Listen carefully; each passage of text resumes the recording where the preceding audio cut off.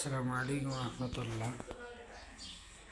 আমি ঢাকা 14 আসনের জনাব অ্যাডভোকেট আরমান সাহেবের এলাকাধীন ভোটার এলাকাধীন কাউন্দিয়া।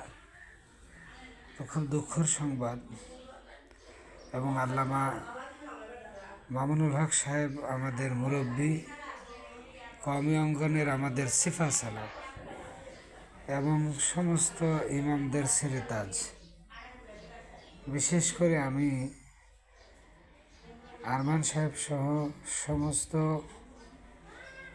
নেতাকর্মী এবং সমস্ত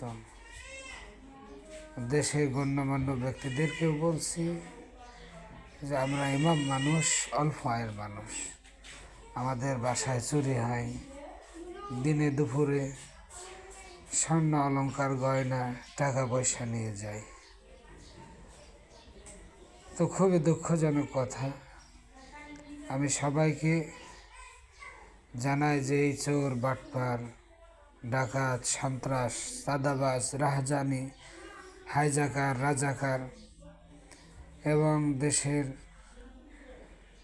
যে সমস্ত নেশাখোররা আছে তার জন্য অল্প আয়ের মানুষ, বিশেষ করে ইমামদের একটু অবহেলিত আমরা সমাজে বাস করি। সমস্ত ইমামরা অল্প আয়ের মানুষ, এদের বাড়িতে দিনে দুপুরে চুরি হয়, এটা দুঃখজনক ব্যাপার। তা আমি সমস্ত আলেম ওলামাদেরকে, মুয়াজ্জিমদেরকে, খাদেমদেরকে বলছি আপনারা সতর্ক থাকেন। আর কিভাবে সতর্ক থাকবো? বাসা বাড়িতে থাকি, আধা ঘন্টার জন্য বেরিয়ে গেছি, তালা দিয়ে সেখানে সব ভেঙে নিয়ে গিয়েছি।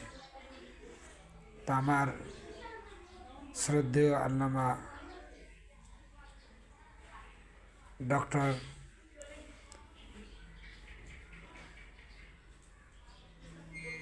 মামুনুল হক সাহেব, আপনি আমার জন্য দোয়া করবেন। অ্যাডভোকেট আরমান সাহেব, আপনিও দোয়া করবেন। আল্লাহ যেন আমাদের জীবনযাত্রা সুখীময় করে দেয়। যদি ইমামদের কাছে 2-1 ভরি স্বর্ণই থাকে, এটা আমাদের জন্য অনেক। শেষ আশা সম্বলটুকু তারা নিয়েছে।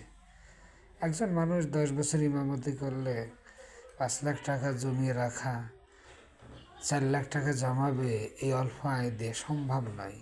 বাসা বাড়ি, পানির বিল, কারেন্ট বিল, গ্যাস বিল, বাচ্চাদের লেখাপড়া করা, এরপরে শেষ সম্বলটুকু নিয়ে যদি যাই, খুব দুঃখের ব্যাপার।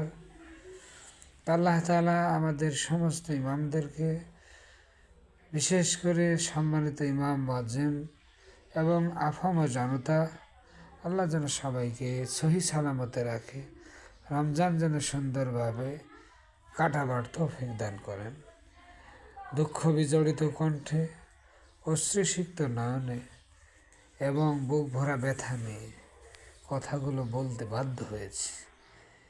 মানুষ হিসেবে টেনশনের কারণে একটু ভেঙে পড়েছিলাম।